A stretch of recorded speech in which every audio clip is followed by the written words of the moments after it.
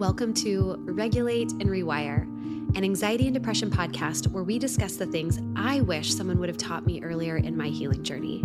I'm your host, Amanda Armstrong, and I'll be sharing my steps, my missteps, client experiences, and tangible research-based tools to help you regulate your nervous system, rewire your mind, and reclaim your life. Thanks for being here. Now let's dive in. Hey friends, welcome back. In case you are tuning in for the first time, or maybe you missed the last couple weeks, this is part 3 of an 8-episode series on what I call the Essential 8. And this is something that all of our clients behind the scenes at Rise As We learn about. And this is 8 research-supported lifestyle habits that contribute to our mental health, our physical health, regulating our nervous system. And today we are talking all about vagal toning. Now, we have had a few previous conversations about the vagus nerve here on the podcast. We had episode 53 titled I Wrote a Book. My book, Healing Through the Vagus Nerve, ships out and hits shelves in just one short week on May 7th. And some of today's chat will come directly from its pages.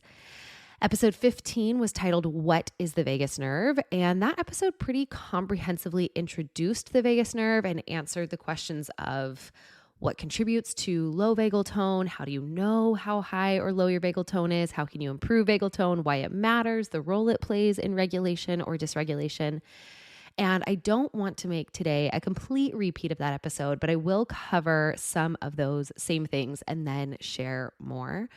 And one of the things that I love so much about having vagal toning as one of our essential 8 habits to more regulated living is that it really encompasses, and it is the thing that ties together all of the other 7. Because yes, while there are intentional and specific exercises that you can do to target your vagus nerve, the thing that ultimately improves vagal tone the most is living a more well and balanced life. So improving sleep, getting movement, engaging in optimal breathing patterns, stress management, community engagement, on and on and on. Each of these things contributes to healthy vagal tone in a measurable way. And as your vagal tone improves, you have greater capacity for all of those things. Higher vagal tone oftentimes creates better quality sleep. It's easier to find the motivation to engage in movement. Our breath is optimized. It's so much easier to manage stress and reset from stress when we have high vagal tone.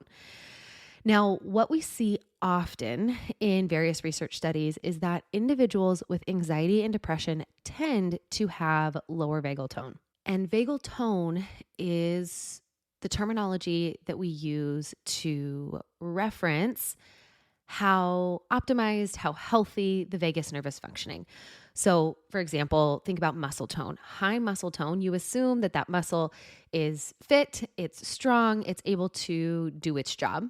If you have low muscle tone, that is a muscle that is weaker, that is less optimally functioning. And right now, we most often, there is no direct measure of vagal tone. So there, at least right now in research, in the science world, there is no direct way to measure vagal tone. And I have a whole chapter in my book on measuring the vagal tone. And we do that indirectly. So because your vagus nerve, for those of you who might be totally new to your vagus nerve, it is your 10th cranial nerve. It is your longest and most comprehensive of your cranial nerves. It exits your brainstem and then travels throughout your body. In fact, vagus comes from the Latin word wandering. It's sometimes called the wandering nerve because as it travels down your body, it innervates every single one of your primary organs. So exits your brainstem and then runs through your throat, your heart, your lungs, your kidneys, all the way down to your colon. And when it comes to measuring vagal tone, the number one metric that we tend to use is heart rate variability. It is the most objective measure of vagal tone. High heart rate variability measures and correlates with high vagal tone, low heart rate variability with lower vagal tone. And the cool thing is that most wearables, things like an Oura Ring or a Whoop Band or even an Apple Watch, give you a heart rate variability measure. And so watching that number over time as you are taking intentional steps to regulate your nervous system, establish some of these pillars of health, step into more regulated living, that could be a pretty motivating number to look at. And know that if that either isn't moving for you or you don't easily have access to a wearable device that gives you that information, we also often look at symptom clusters. So if you have ever felt like your symptoms are just this game of whack-a-mole, it's like, I've got IBS issues, I'm getting headaches, I have a lot of chronic pain, I've got anxiety or depression, and I sometimes feel like there's a heart palpitation or it's hard to take a full deep breath. The vagus nerve has a role to play in all of those things. And so as we improve our vagal tone, what you might see is just that these clusters of symptoms decrease in intensity or completely go away all the time. Things like food sensitivities. We have clients who were gluten intolerant or dairy intolerant. And as they got further along in their healing journey, those things didn't aggravate their system because there wasn't as high of a stress load on their system. There are a number of chronic pain symptoms that our clients have seen disappear almost completely for them. And the vagus nerve has a big role to play in all of that. And one of my favorite things that comes with improved vagal tone is that it gives us greater resiliency towards stress. Meaning two things. Number one, that you're not stressed out as easily. And when you inevitably are, because life happens, when your buttons are pushed, you're feeling triggered, you're activated in this sympathetic stress response, even into kind of that dorsal vagal shutdown response.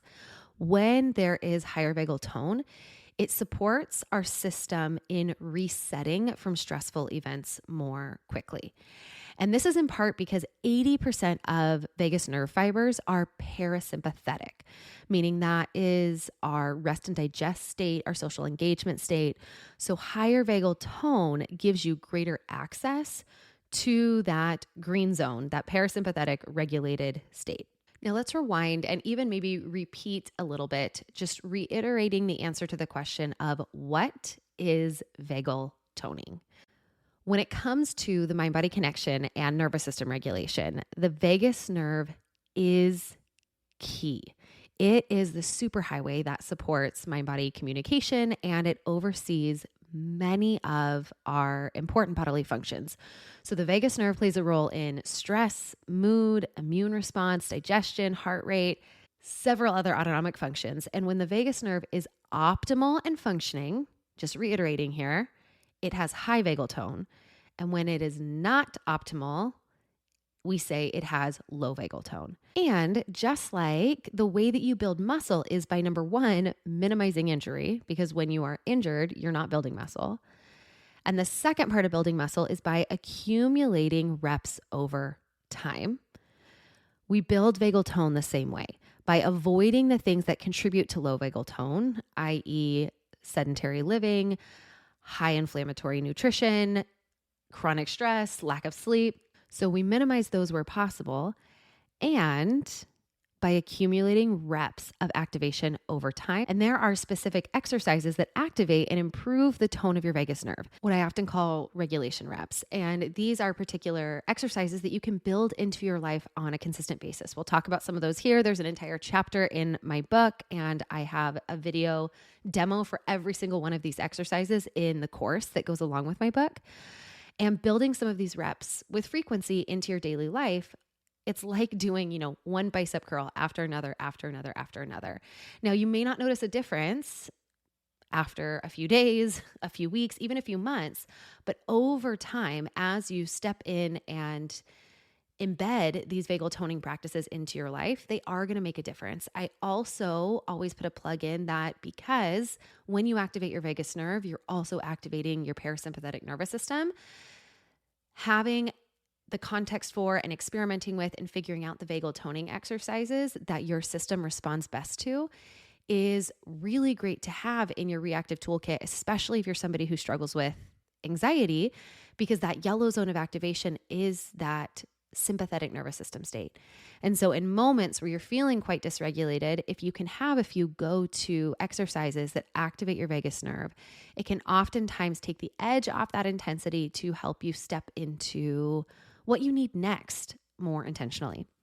Now, what I'm about to read to you isn't specifically about the vagus nerve, but it'll give you a snapshot of the journey that you can expect from my new book titled Healing Through the Vagus Nerve.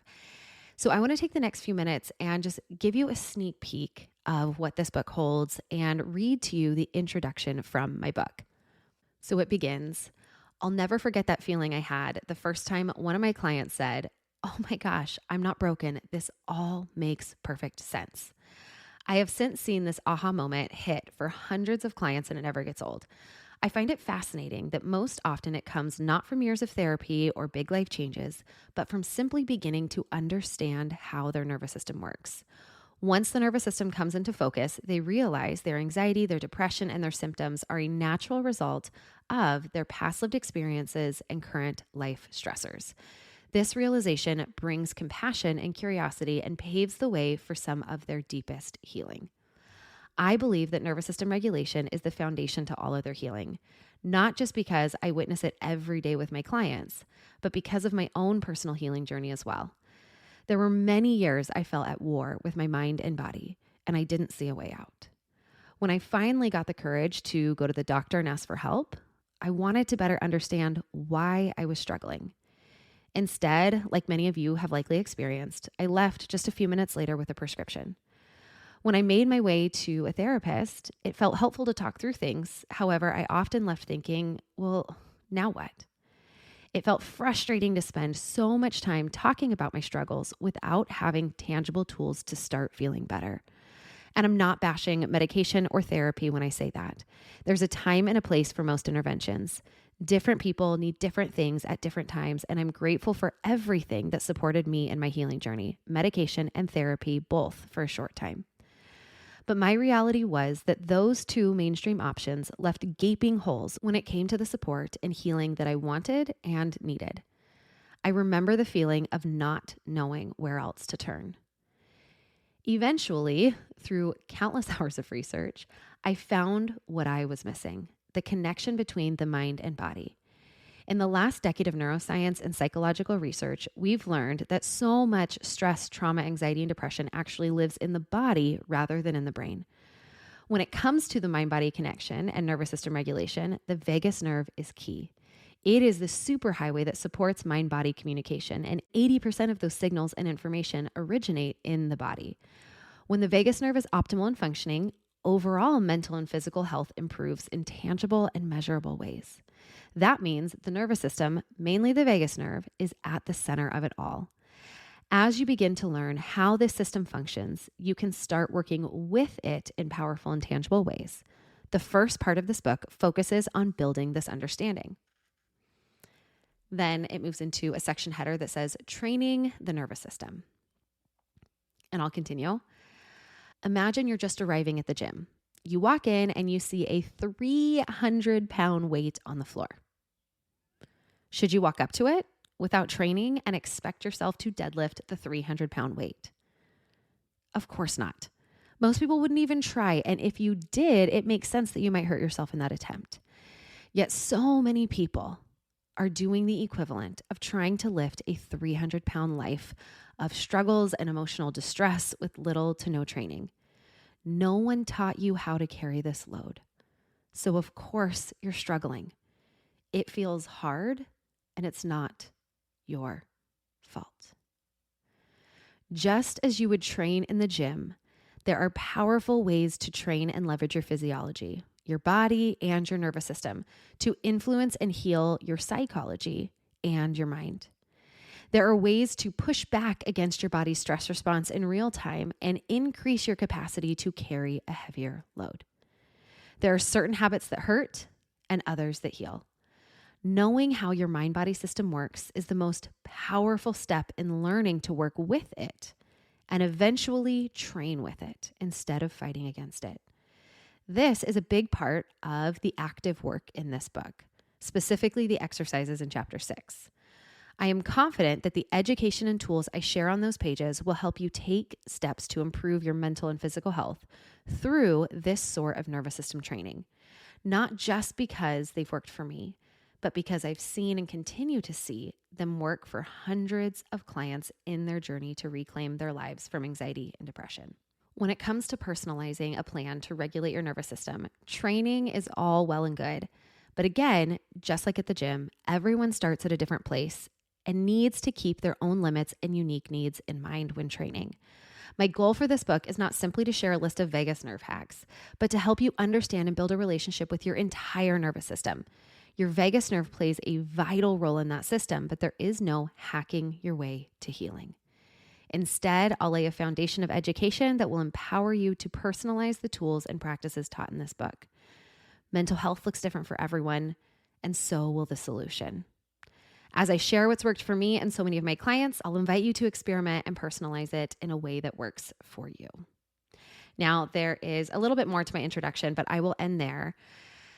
And then what follows is just that. Chapter 1 starts with an overview of your whole nervous system. Chapter 2 zooms in and takes you on a journey of the path that your vagus nerve travels through your body, not because I want you to leave being able to pass some anatomy exam or to become a neuroscientist, but because I think understanding the role that your vagus nerve plays in your different bodily functions, it can oftentimes help you piece together some of what might feel like random symptoms, as well as to understand why certain exercises that I give you in chapter 6 work. Things like humming or massaging your ear or your neck. You might think, Amanda, these are too simple. These are too simple to be helpful. They're really silly. But when you understand that the vagus nerve innervates really close to the skin, down your neck and into your throat, okay, well, that's a place that I can manually activate my vagus nerve. Does that and experiment. And I want to invite you to experiment. And what the course that goes along with this book does really well is provide some encouragement and invitation and even strategy to the personal application of what's in the pages. In chapter 3, I help you to really do this kind of audit and assessment of your nervous system, looking at your baseline nervous system state, helping you to map your nervous system. And then chapter 4 is all about taking a personal inventory of your symptoms and measuring your vagal tone.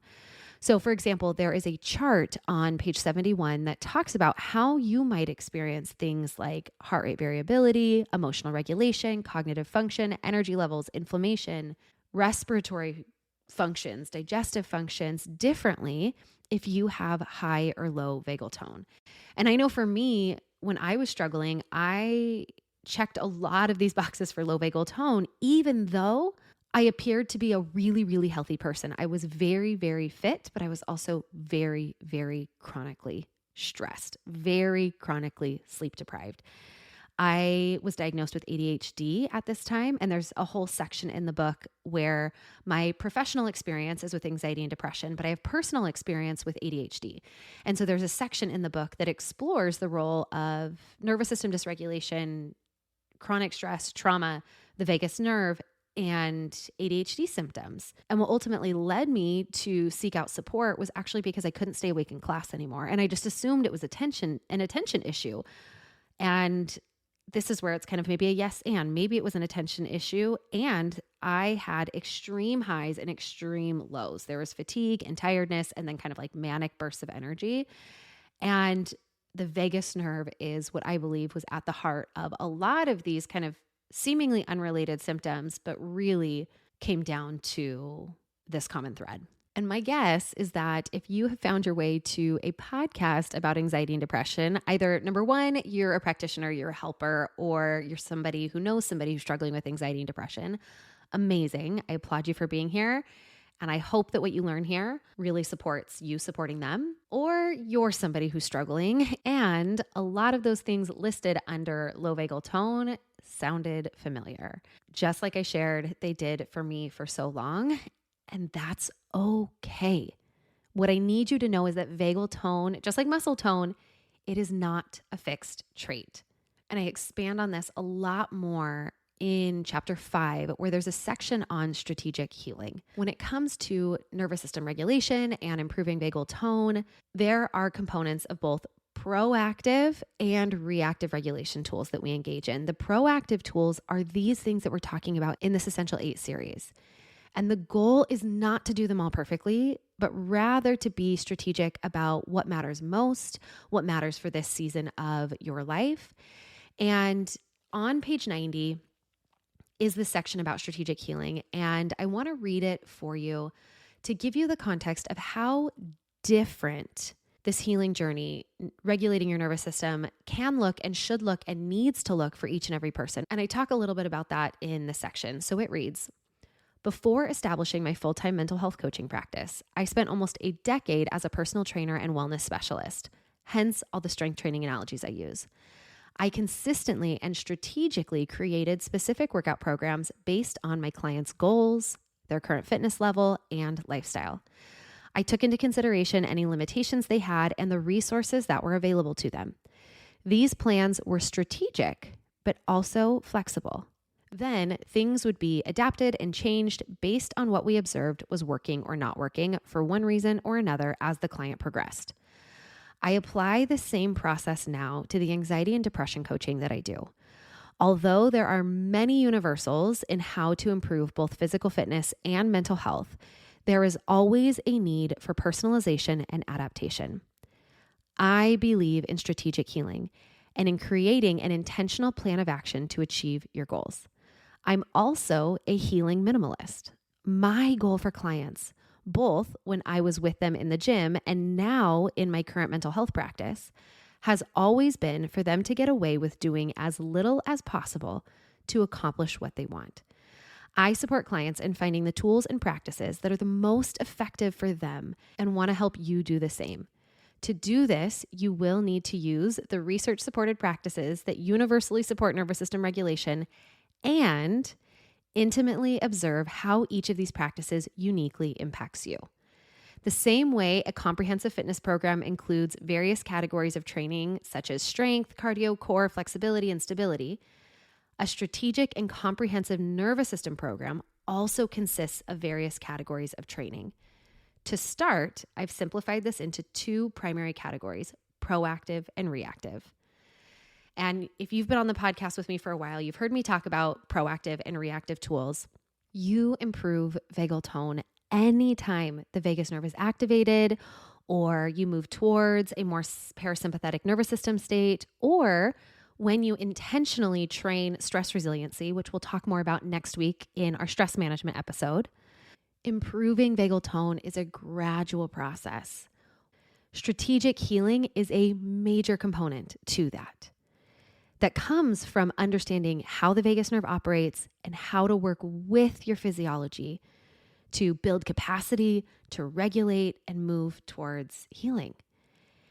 And the start of the last chapter in chapter 7 of this book reads, improved vagal tone happens when you build these tools into your daily life. After everything we've talked about so far, it's natural to have questions like, where do I start? Or how do I even begin to put it all together? And I've got you covered. That's exactly the work I support my clients in every day and what I'm going to walk you through in this chapter. The short answer to those questions is that you're going to start where you are with the current capacity you have. Start small, install one tiny habit at a time, and then optimize it little by little. It will eventually come together, adapting to various seasons of your life. One thing I commonly hear at this point is, I logically know the things I should be doing, but I can't seem to get myself to actually do them. This often happens when you try to shoot for an ideal routine when your capacity doesn't match that. Behavior change, installing new habits, takes time and intention, but it is absolutely possible. It can also be incredibly helpful to seek out support on this journey to creating healthier habits. And my guess is that that's what many, many of you are here doing. You're turning to this podcast for support in your healing journey. And my hope is that with each and every one of these episodes, you find that. And then that you take that and apply it through a personalized lens to you, to your life, to your healing journey. And I am honored every single time one of you podcast listeners invites me and my team into that healing journey, whether that's through Restore, our one-on-one coaching program, or when I see your names pop up in my membership. And I always send a personal welcome message to anyone who joins the membership and just, hey, what brought you here? And so many of you found this podcast and were in this place where you started to logically understand what it was you should be doing, but needed support in stepping into that action. Whether the support comes from me and my practice or elsewhere, please, as you come to know better and you struggle to actually engage in doing better, you were not meant to figure this out alone. You were not meant to take action alone. Seek out help wherever it is available and accessible to you. And if you're not sure what or where that looks like, reach out, send me an email, send me a DM. And my promise is that we can always have that conversation in a totally pressure-free way. Now, I want to wrap up this conversation on vagal toning and just point out that this is really the last big place that I will talk about my book before its pub date, before it publishes, before it ships to your home and gets in your hands. And I read you the intro to start. And now I want to share with you the final page of my book, which is titled Final Thoughts.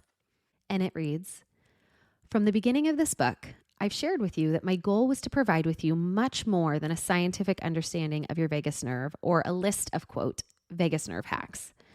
I wanted to help you build an understanding of and relationship with your entire nervous system in a way that feels tangible and applicable to your healing journey. There is no one-size-fits-all blueprint to improving vagal tone or healing things like anxiety, depression, or chronic illness. But there are powerful research-supported practices that can help you work with your physiology to shift and heal your psychology in measurable and tangible ways. I've shared many of those with you here. It is now your job to put those pieces together in a way that creates your unique path to healing. I truly believe in your capacity to heal. I don't believe you or anyone is born broken. I think throughout our lives, we and our nervous systems have had to come up with countless creative ways to get our needs met, find belonging, and survive. I think we all have endured some terribly hard things that no one prepared us for. Many of us had loving and supportive parents, but just as many of us did not. And we are all here as adults learning how to self-regulate and heal to break out of these unhelpful patterns and create the beautiful lives we want. You are doing the best you can based on your lived experiences, your current life circumstances, and the tools you have right now. I am so proud of you for picking up a book like this, or side note, listening to a podcast like this, and seeking out healing. You have everything you need to heal already inside of you. And it's okay that healing doesn't happen on your own. It's not meant to. Just like an athlete already has everything inside themselves to accomplish amazing things, they still need a coach to provide experience, strategy, training, and encouragement to help them get there. Please don't shy away from seeking out support on your healing journey. Why I've offered you this book and what I offer my clients daily are the education, tools, strategy, and support I wish I had earlier in my healing journey. But what I want you to get most out of this book is a sense of hope. Hope in healing, hope in a way forward that puts you back in the driver's seat of your mind, body, and life. You can improve vagal tone and regulate your nervous system. And with that, your entire life can change. Nervous system regulation is the foundation of all other healing. There is no right or wrong way to go about this work. There is no rush or timeline to follow. It looks the way it will look and takes as long as it takes. Healing is going to have highs and lows. It will never be linear, but it is always in some way moving you forward. Different seasons of life will call for different approaches. Different capacities lend themselves to different actions. Take your time. Make space for your humanness. Find support. Follow the guidelines given in this book. And in time, you'll be able to look back and wonder at how far you've come. And it ends there. Sweet, sweet friend who is still listening. I have chills and I'm getting emotional because I hope you felt those words. I want so desperately for each and every one of you to believe in your capacity to heal, to have a life that feels rich and good and whole and safe. And if anything that I read to you today about vagal toning from my book resonated with you in any way, I want to encourage you to order it, to put this book on your shelf, to open its pages. And I know and I promise there is so much hope and so much healing in those pages. Now, if you're finding this episode before May 7th, make sure when you pre-order, you also go to my website and there'll be a form to fill out. As a thank you gift for anybody who pre-orders my book, I am going to give you the book course absolutely free, as well as a code to join me in my next release class. This is my monthly nervous system regulation and trauma release class that I host. And I'm going to give you a code to join that class or get the replay if you can't make it live, absolutely free. Because what those two things do, the course that invites you into personal exploration, personal application, and then that release class gets you into experiencing what vagal toning looks like in action, having some guided experience with these exercises in the book so that you can feel more comfortable trying them on your own. All right, let's bring it all together like we always do with 3 takeaways from today. Number 1, understanding vagal tone plays an integral role in regulating your nervous system and healing anxiety and depression. High vagal tone is the key ingredient to stress management, decreased reactivity, and just overall mental and physical health in so many different ways. Number 2, there is no one-size-fits-all blueprint to improving vagal tone or healing things like anxiety, depression, chronic illness. But there are a number of research-supported practices that heal. There are powerful ways to work with your physiology to shift and heal your psychology. Each of these essential 8 habits supports more regulated living and improved vagal tone. And takeaway number 3 is just a final invitation to pre-order my book or order my book if you're finding this after May 7th. And as always, thank you for your support. Thank you for being here. Thank you for stepping into your healing because it matters.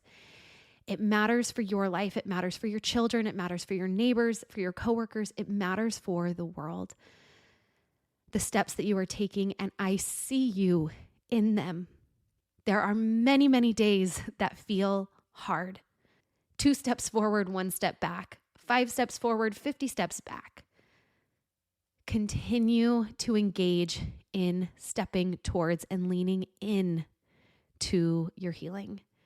And please, please, please, again, whether it's from within our practice at Rise As We or anywhere else, do not shy away from seeking support. All right, friends, exciting week for me. My book is on trucks. It's on trucks. It's in planes. It's sitting in the back room in local bookstores.